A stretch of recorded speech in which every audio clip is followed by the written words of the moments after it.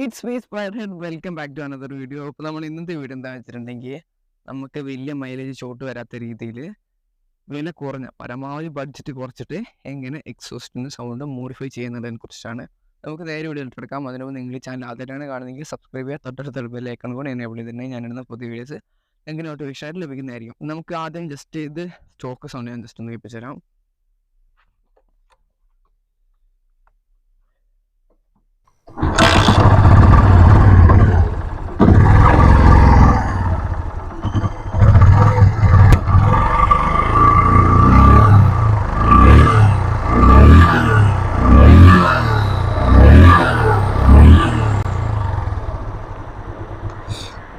ഇതാണ് നമ്മുടെ stock sound എന്ന് പറയുന്നത്.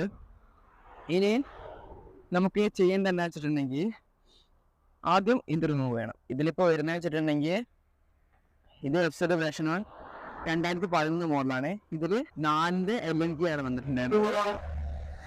അപ്പോൾ LNK വെച്ചിട്ടാണ് ഞാൻ ഇത് ചെയ്തത്. പക്ഷെ ഞാൻ വേറൊരു വീഡിയോയിൽ കണ്ടായിരുന്നു അതിൽ T പാനൽ വേണമെന്ന് പറയുന്നത്, വേറെ മോഡൽ. വെബ്സൈറ്റ് വേർഷൻ 1 തന്നെ 14 അങ്ങനത്തെ മോഡലാണെന്ന് തോന്നുന്നുണ്ട്. അതിൻ്റെ ഗ്രാഫിക്സ് കണ്ടിട്ട് എനിക്ക് അങ്ങനെയാണ് തോന്നിയത്.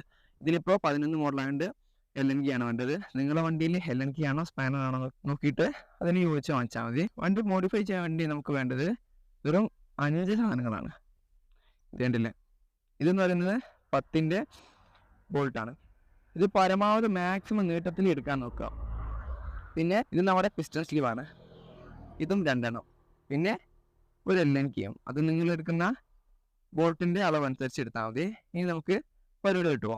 ഇത് അഴിക്കുമ്പോൾ നമുക്ക് കിട്ടുന്ന സ്ക്രൂ എന്ന് വെച്ചിട്ടുണ്ടെങ്കിൽ ഇതാണ്, ഈ ബോൾട്ടാണ് കിട്ടുന്നത്. ഞാൻ വ്യത്യാസം കാണിച്ചു തരാം. ഇത് കണ്ടില്ലേ, ഇത്ര വ്യത്യാസം വരുന്നുണ്ട്. അപ്പോൾ നമുക്ക് ചെയ്യേണ്ടതെന്ന് വെച്ചിട്ടുണ്ടെങ്കിൽ ഇതിന്ന് കിട്ടിയ ബോൾസ് ആദ്യം മാറ്റാം. ഈ ബോൾസ് മാറ്റി വേറെ സ്ഥലത്തേക്ക് വെക്കുക. എന്നിട്ട് ഇവിടെ 3 എണ്ണമാണ് വരേണ്ടത്. 2 എണ്ണം ആണെങ്കിൽ സീനില്ല. ഇത് നമ്മൾ ആദ്യം ബോൾട്ട് ഇതിൻ്റെ ഉള്ളിലേക്ക് തിരിക. അതിനുശേഷം നമ്മുടെ ഈ പിസ്റ്റൺ സ്ലീവില്ലേ, അത് ഇങ്ങനെ ഓരോന്നിലേക്കായിട്ട് വെച്ച് കൊടുക്കുക. എന്നിട്ടൊക്കെ തന്നെ പിടിച്ചോടുക പോവാണ്ട്. എന്നിട്ട് ഇത് നമ്മൾ ഇങ്ങനെ കറക്റ്റ് വെച്ചിട്ട് സ്ക്രൂ ചെയ്യാം.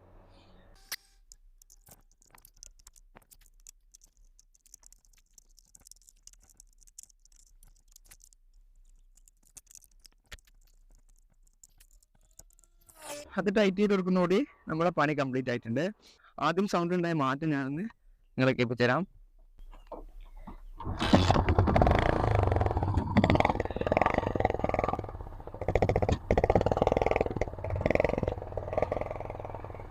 ഇത് സംഭവം എക്സോസ്റ്റിന് യാതൊരു തകരാറ് ഉണ്ടാക്കുന്നില്ല. ജസ്റ്റ് ഇതിൻ്റെ കുറച്ച് ഇറക്കി വെച്ചേ ഉള്ളൂ. പിന്നെ ഇവിടെ ചെറിയൊരു ഗ്യാപ്പ് വരുന്നുണ്ട്. ആ ഗ്യാപ്പ് നമുക്ക് ഇതിൽ വെച്ച് ഫില്ല് ചെയ്യുന്നുള്ളൂ. സൗണ്ട് ജസ്റ്റ് ഒന്നുകൂടി കേൾപ്പിച്ചു തരാം.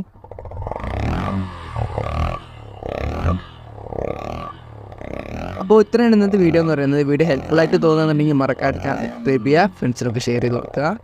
അപ്പോൾ ഇനി പുതിയൊരു വീഡിയോ ആയിട്ട് കാണുന്നവരെ tata, bye bye, see you next video.